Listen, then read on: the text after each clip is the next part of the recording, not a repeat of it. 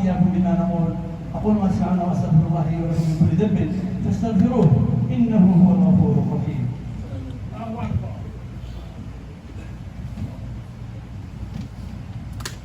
All thanks and praise be to Allah subhanahu wa ta'ala.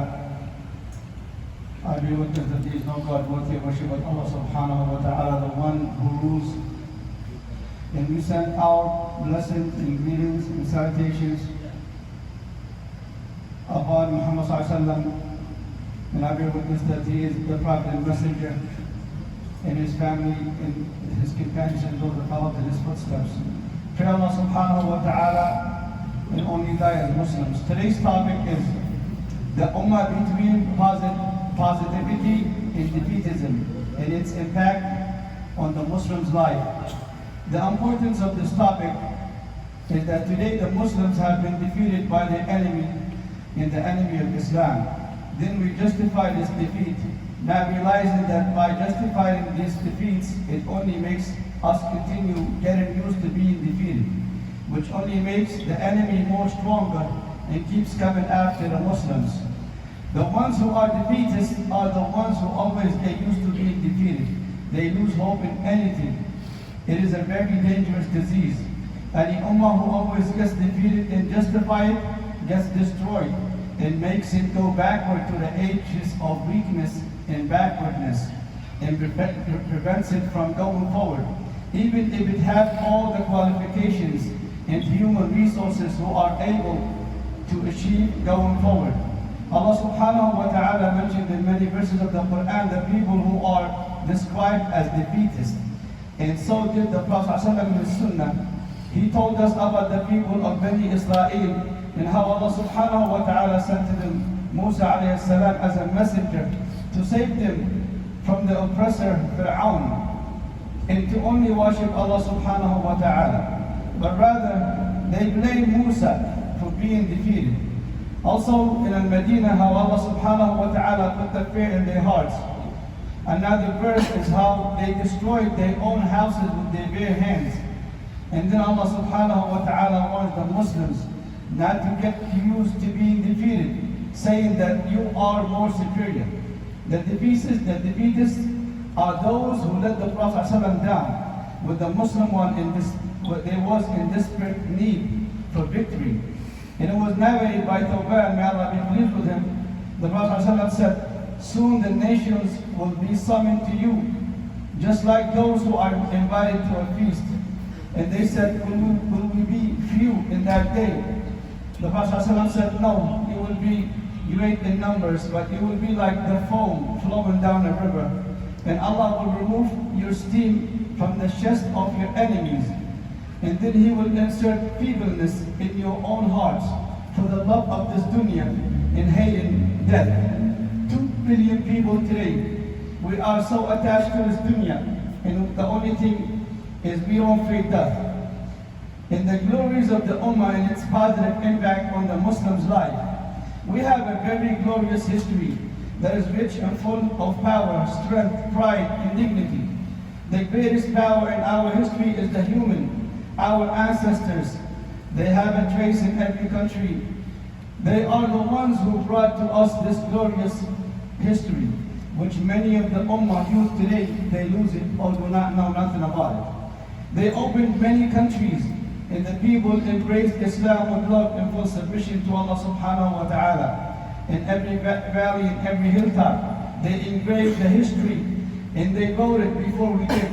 Their glory reached the sky.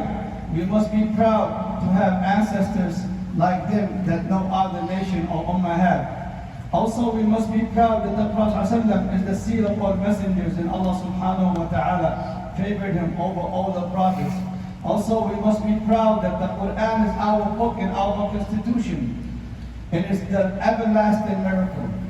And also, we should be proud of the knowledge of our ancestors who have taught the other nations and it light up the world that was living in darkness and was living in ignorance.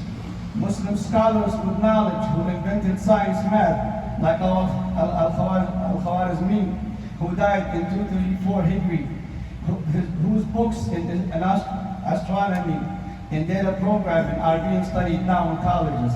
and also al-Bayruni, who died in 440, and Ibn Zakaria in medicine, and Ali ibn Abbas al-Majusi, and Ibn Sina, who died in 428. The Islamic Renaissance and its impact on the European nations is very clear at how they use the Islamic curriculum today in their colleges. But they advanced from it. In the Ummah, we stayed stationed and we haven't moved forward. Also, we must be proud at the Muslim justice and how Muslims ruled with justice throughout the Muslim history whenever they ruled. And even the non-Muslims who was under their rules admit that Islam and the Muslims ruled with justice. And we also must read our history.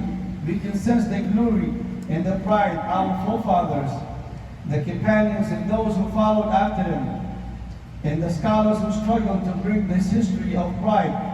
We must preserve it and protect our history. Defeatism and its impact in the Muslim's life, it's a disease of psychological defeat, feeling the inferiority from within. A very destructive disease that would bring the Ummah to the stage of despair. And then we will vanish or dissolve among the nations. Today the Ummah is struggling with the impact of this defeat that ruined its moral. They submit and obey to what the enemy said, and they cannot defend it. And we become weak, and we accept any insult, and we cannot defend it. This defeat that is like a cancer in the body of the Ummah, being attacked from every direction, to the point that some people today say it's impossible that the Muslims will revive and become victorious again. And some they did. They sleep Muslim and they wake up non-Muslim. Also from the impact is that we see those who the Prophet ﷺ warned us about, like the Ruwaybidah, and the hypocrites, and the betrayals, and the hadith of Abu Hurairah, may Allah be pleased with him. The Prophet ﷺ said that by the one whom my soul is in his hand, the signs of the hour will not come until the adultery is permitted, miser come out, the trustworthy is described as a traitor, and the traitor is described as a trustworthy. And the elite will vanish, and those who are under the people's feet will be elevated. So how do we get out of defeatism? We have to hold fast to Allah subhanahu wa ta'ala and only depend on Him. And then know the divine way of Allah subhanahu wa ta'ala in His universe. These signs never change, they stable.